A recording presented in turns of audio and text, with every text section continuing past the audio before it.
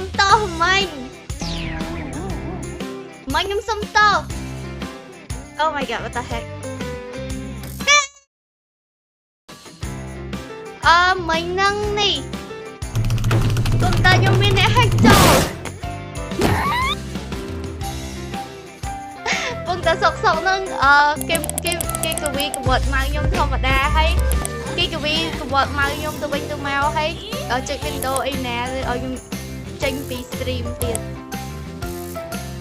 ហើយមកកុំតាខ្ញុំ reload notification ស្អីគេនេះឲ្យខ្ញុំឈប់ stream ទៅបើចឹងទៅខ្ញុំក៏ឈប់ stream ទៅមក stream វិញ Dear you ណាមិនឡាយសើរត់ឆោបែបខ្ញុំប្រាប់មិញហ្នឹង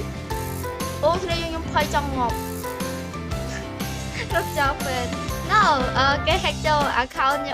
គេ hack ចូល PC ខ្ញុំទៅពេលទៅខ្ញុំបិទ live កុំព្យូទ័រខ្ញុំ reload ឲ្យបិទ live ចឹងទៅខ្ញុំក៏បិទ live ទៅ I was scared too yeah ហើយដល់ពេលដល់មូលហេតុហើយចឹងសោះអូខេ